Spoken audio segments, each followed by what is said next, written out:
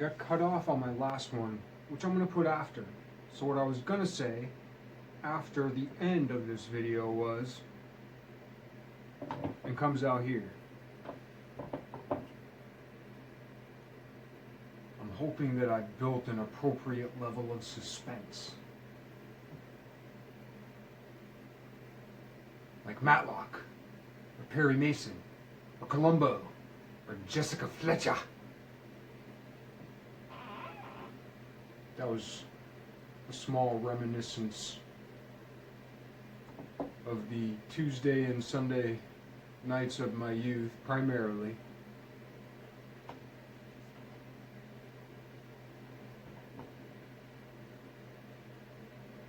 Though I won't mention Unsolved Mysteries, which I wasn't necessarily allowed to stay up late enough to watch when I was younger, but anybody my age might remember, maybe even as me, from their bedroom, that haunting music.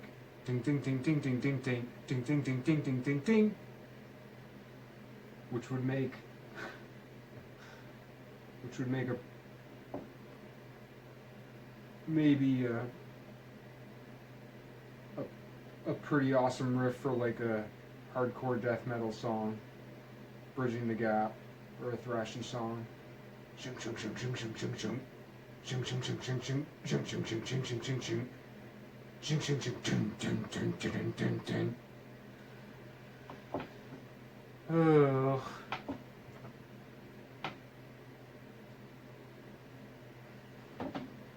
The main purpose, I'm gonna get right to it. Because last time I got cut off, I went on for another like 20 minutes before I realized that I stopped recording because I was out of memory, so I had to post a video that I didn't think I was done with yet, but then I said, fuck it, I'm done. Anyway. And yeah, I erased a bunch of stuff, but this is the main impetus of today. And I wrote it down so that I'd have it small and could expound upon it.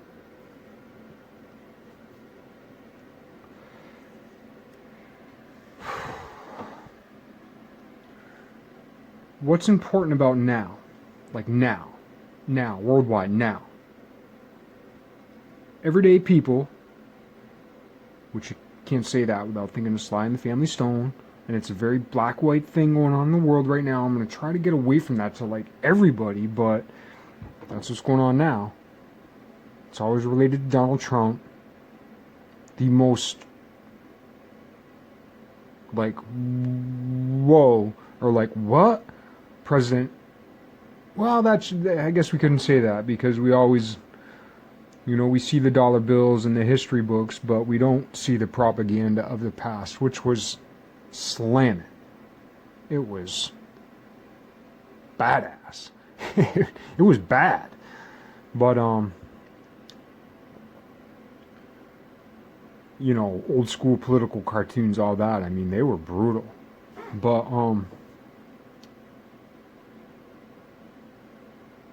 anyway, what's important about now is that everyday people like me, are now able to reconstruct knowledge of the specialized elites into a broader, deeper, generalized collective knowledge. And part of that is like when we think of the elites and the pyramid and all that, as I've said before, like, why doesn't the pyramid have a capstone? I'm saying that maybe it's because there isn't a pyramid, that the pyramid exists as a vacuity with tetrahedra around it, which relates back to this beauty.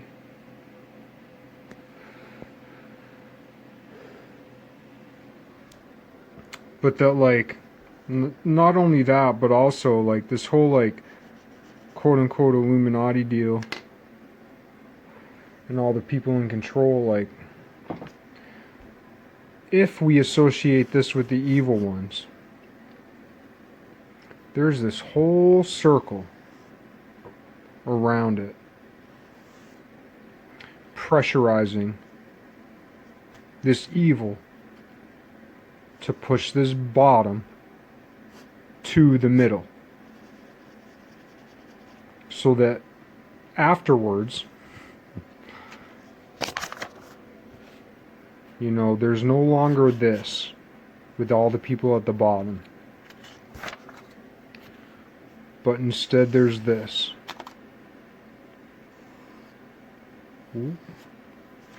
Where you could conceive of one person at the bottom. But in a cosmos where there's no up and down, even though there's one on Earth, every point on the circle is the bottom. Pascal, perfect circle, whose circumference is nowhere and center is everywhere. Which comes to the idea of, okay, so we have a perimeter where every point is the bottom, where everybody is. Equality. Equidistant from the center. Also, where everybody is.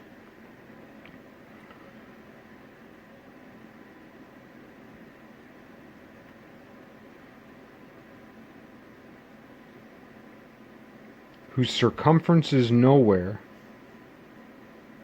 Circumference as governed by radius, whose circumference is nowhere and whose center is everywhere. But the only way for that statement to be true, and I got it from Pascal, but it's a Pythagorean statement, but the only way for that to be true would be if r equaled 0. When people always talk about like quantum this, quantum that these days, and like relativity versus quantum, and the fact that they don't meet, and the fact that that there is an unknown shared geometry. There is no math, there is no number without geometry, period. And the fact that there is not a known by everyone, in my mind, which comes back to my beginning statement about what's important about now, is that at our fingertips is more knowledge than most of the quote-unquote bad Illuminati elite has had. They had all this secret knowledge, all this secret technology, but then when you think about, like, really, who has the technology? Who really has the technology? If you're in the CIA and you have some crazy Batman suit, or like some shit that's off the book, some super weapon, some supercomputer, this or that. If you're not the one who made it, what do you have? You have the same shit we have. A bunch of stuff to help us do our job that we don't know how it works. So what's all this shit that we don't know how it works here for? It's here, ultimately, by the goodness to help us understand ourselves as individuals and as we relate to each other. And that's fucking awesome.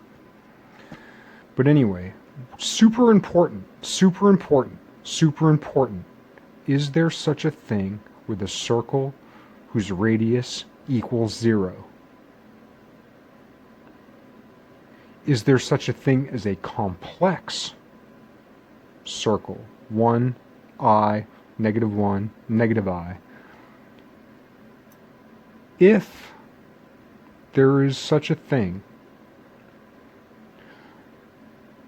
if there's such a thing as a circle whose radius equals 0, that means points spin. If there are complex circles whose radius equals 0, a rational number, if there's such a thing, I mean, the one of the biggest innovations in all of mathematics was the invention of 0, which reminds me, I used to get Truly Tasteless joke books when I was a kid, and I bought at the same time one time on a field trip down to Boston Market. In like 7th or 8th grade, I bought this like insult book, and I remember 2.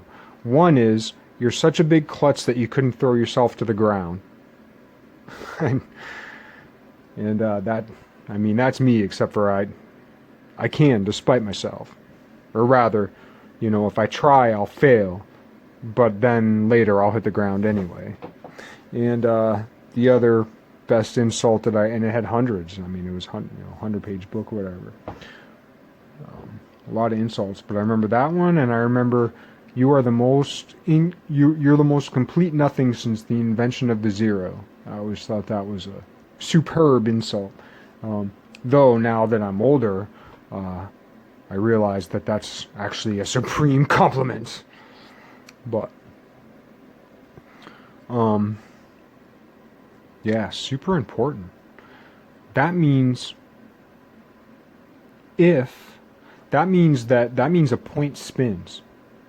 If a point spins, all points spin, because the first point would spin, and the first spinning point couldn't create a point that doesn't. And stationary spinning seems to be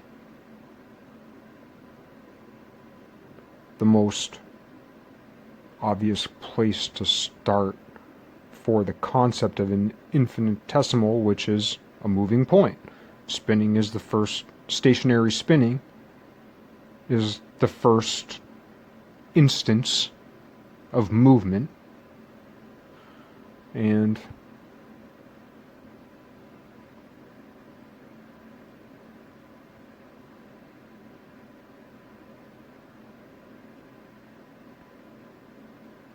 but we live in this three-dimensional world where everything's spinning. It's spinning on top of spinning on top of spinning. It really is like these, I don't know what, epicycles on a plane. I understand them a little bit. But then once you get into spirals in space that are spiraling around spiraling, like a spiral notebook binder that you stretch out, twist in a circle, and then there's little spirals on that. It's just not even in a circle. You take out a spiral notebook and then you just kind of bend it weird, and then it's in a spiral, and then you can imagine spirals on that, and that's how we're moving through space and time. And I guess I just have a problem with things not being completely classical in so much as greater patterns behind the pattern. That's it. But anyway, into my mind, at the intelligence agencies, behind intelligence agencies, behind intelligence agencies, and the bunkers all the way down. Because if you're talking about warriors of peace, and you're talking about Mars as the god of war, or whoever, or whatever, you gotta figure that, and especially, I fantasize, and I think I'm actually kind of right. I fantasize in my mind of these militaristic mathematicians, warriors of peace, the ones who calculate how to spare life, because we always think of the military as those who want power or those who want to take life. But there's a difference. I mean, power in itself isn't bad. Gandhi had power. Gandhi was peaceful. Or, he found a peaceful means to do what in other countries took armies and massive bloodshed. Not to say there hasn't been a lot of bloodshed in India, if you could call it that. A lot of shedding of fire. A lot of people reduced to dust. But what we have now, because also, if you have a degree, and I heard Will Rogers talk about it, but if you have a degree, that's one degree. So if you have a PhD, you have a degree in one specialized little thing, and we reach for these PhDs. But there's, 360 degrees. Anyway, And like, and we're looking to these people for answers because we're in here somewhere. But the whole point is connect this whole thing.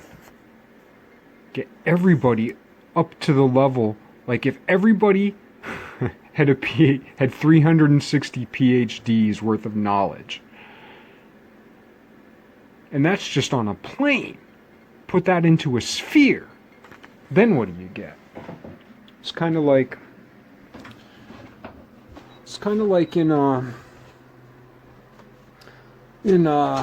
yeah, I've been doing some with the yin yang, and it's pissing me off because I'm still trying to figure it out more. But the American yin yang, and this is really important too for a connection between Asia and America. Yin yang, two-dimensional. But a baseball, this is actually a Guinness nitrogen ball, but I drew the little circles around it to look like a baseball. But the baseball is essentially the equivalent image of a yin yang. If you made a yin yang in 3D, it would look like a baseball, but it depends how you hold it. Boing! If we bring it out here, let's see, you can kind of envision. So a baseball is a yin yang, America's pastime. Please do not lose the point that it's red stitching on a white ball. Queen Anne's lace. Cursive Q looks like a 2. But so in one sense it looks like a yin yang, or at least the part of it without the center. But if we look at it this way, I mean, it looks totally different. It's like two pieces just wrapped around each other.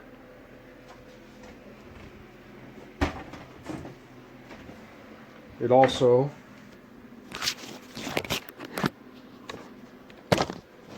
looks like clasped hands. Sorry, I can't get my hands further away. Here. Clasped hands. Can't do it.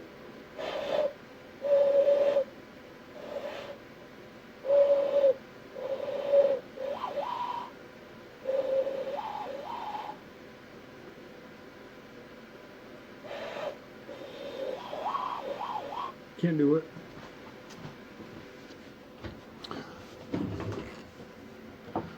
Kind of reminds me of that Dito Eminem song. But yeah, another important thing about this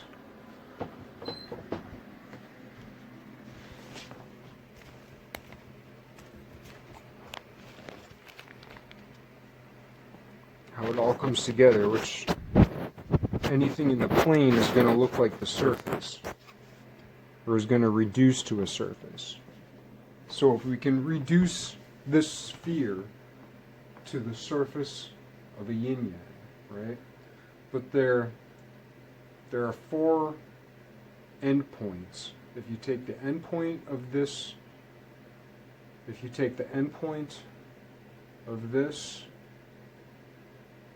and this, and this, and this, there are 4 endpoints.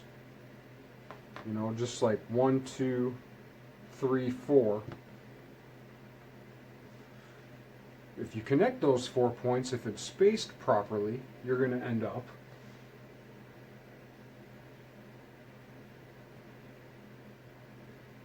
with a tetrahedron.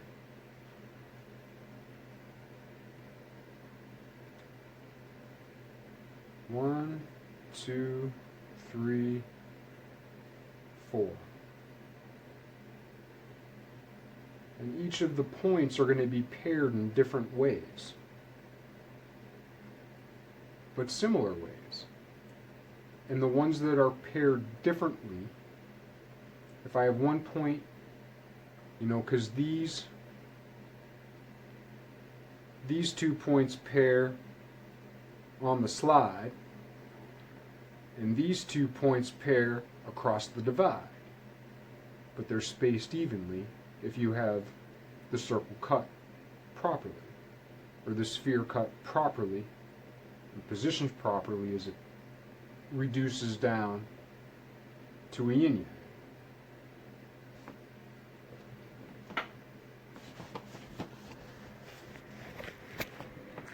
But it's hard to think three-dimensionally, and once again, we're talking about the simplest objects, the simplest geometrical, mathematical objects, and the most appealing to the masses, which also comes down to the seed of life.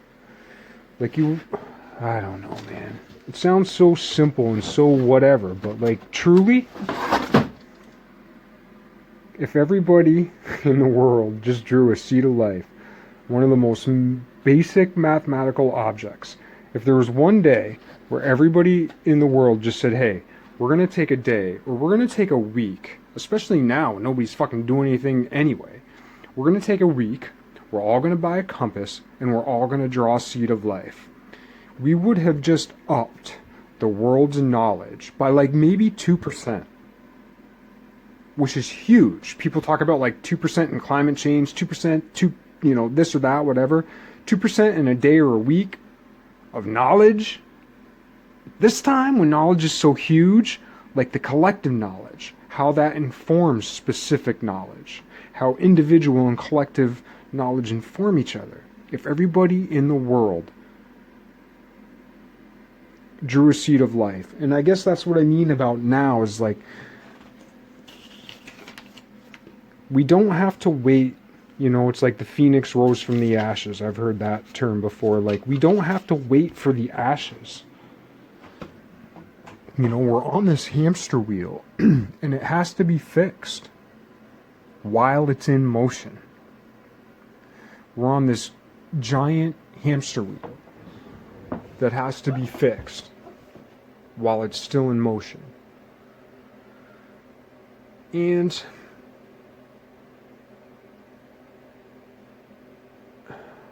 we can't afford the luxury of waiting for the world to break down.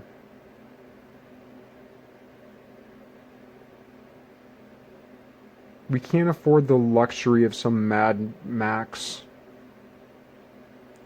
apocalypse. And it could happen, because there is a collective conscious. It's like when they talk about, they've proven that electrons or whatever, molecules, something, doesn't matter. They've proven that something can be in 2 places at once. That doesn't necessarily mean that it can. It means all the means by which we can define the most basic unit of a measurable something as something can exist in 2 places at once. But, and I remember I saw a picture of it, and I don't know if it was Popular Science years back, something like that. But the thing is that there's something here and there's something here. So those 2 different versions of something are different because they're not in the same place. It's kind of like some of the esoteric, like sorcery or like Hindu shit about like being in the same place at being in 2 places at the same time, which is something that goes way back as a concept. People talked about it. People taught it. People learned it. People can do it. But sources I've referenced the body and the dream body, which to schmoes like me can look the same, but aren't. Anyway,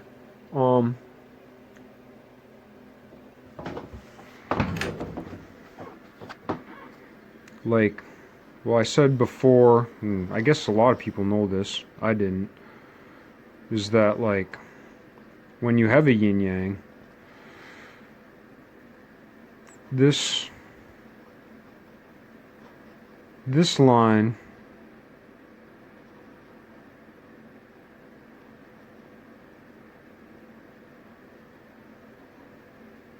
equals this line.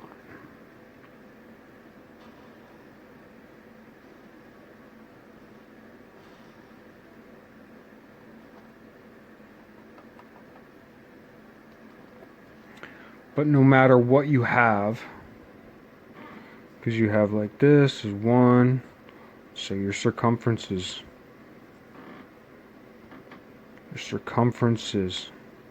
2 pi r, or tau r.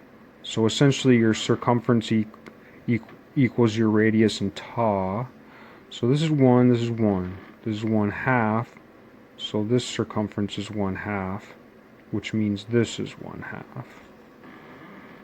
Which means this is 1/2. So this equals this.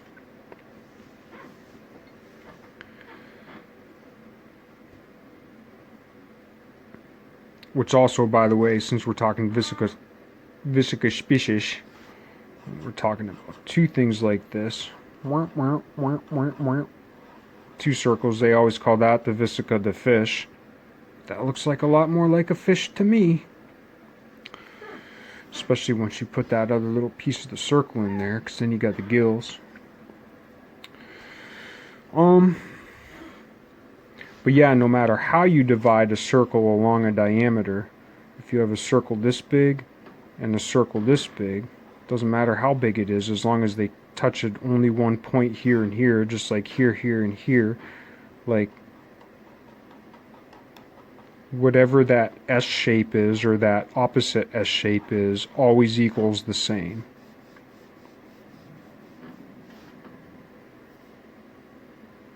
Or if you just had like barely a point, like so, in a circle, like that, that's going to equal the same thing as this. But then how does that relate to a sphere, and how it might move to appear as such? I don't know. Seems like small questions, but if we don't even understand the simplest shapes,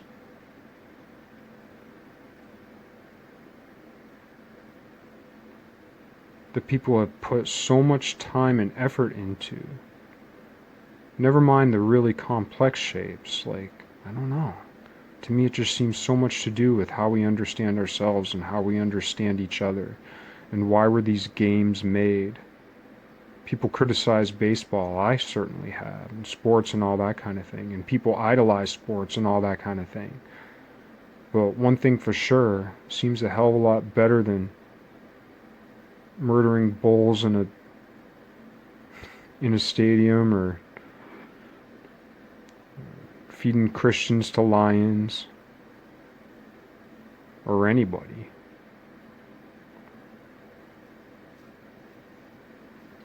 But the circus and the Colosseum are not the same thing.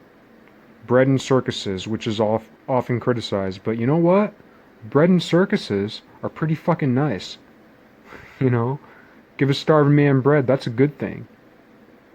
Give a man, you know, dazzle a man with clowns and acrobats, and showing like how giving a man, meaning a man as a woman also, levity, laughter, amazement. Wow, people can do that?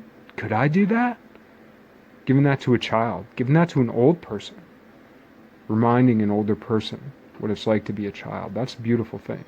And that is not the same thing as feeding people to fucking lions after you torture the lions and torture the people. That's bad. What's been given to us is the ability to organically break apart this stupid little polarity of this versus that, find its center, build the circle, and construct the sphere, even if it's only so simple as a shape. As the most basic shape in the world, a tetrahedron. A tetrahedron.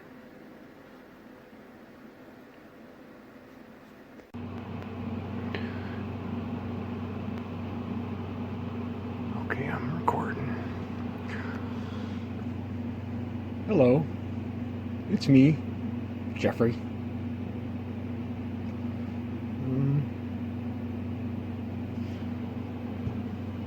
Turn off my AC.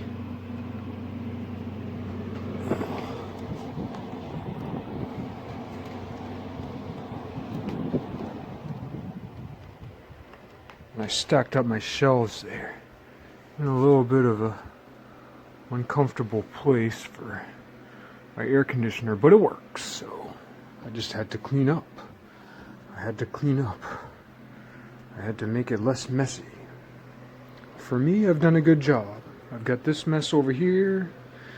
My papers in my file cabinet are always a problem because it's hard to categorize some of the things that I'm working on because they breach categories, you know? They transcend categories, but got a little space. Gonna try to move my desk stuff over here, make this where I sleep and where I maybe I used to stretch and meditate and stuff, and I thought, well, maybe I could get a new throw rug and start doing some of the things I can to take care of myself better. But I got to do my work. And this is the reason why I decided the serendipity was calling me saying, you're doing this today. They said, you're doing this today. They being a ambiguous, amorphous agglomeration of thought forms or feelings, but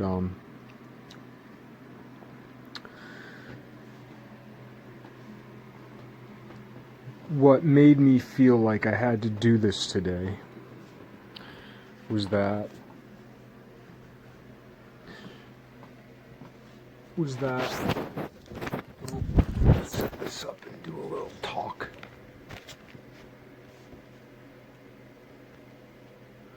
Trash and treasure. These are all story objects. Some are scientific. Not really, but kind of. Tony Buzan. Buzan?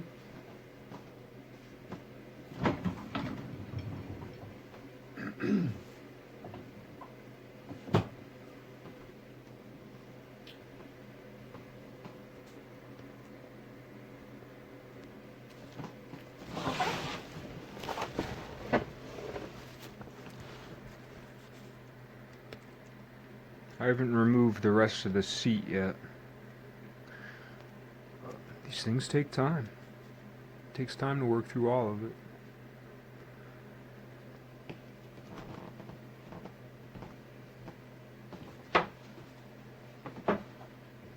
Yeah, Tony Buzan. I'm not like an expert on him or anything, but just the concept alone, mind mapping.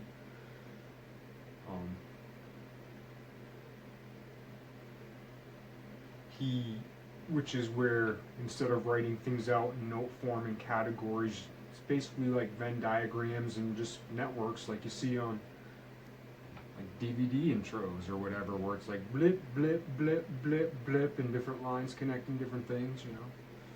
It's like a step leader way of brainstorming to find that connection. Put it all out there, you make all these connections, but then you find like a main, vein of thought through all of that. Some stays, some goes,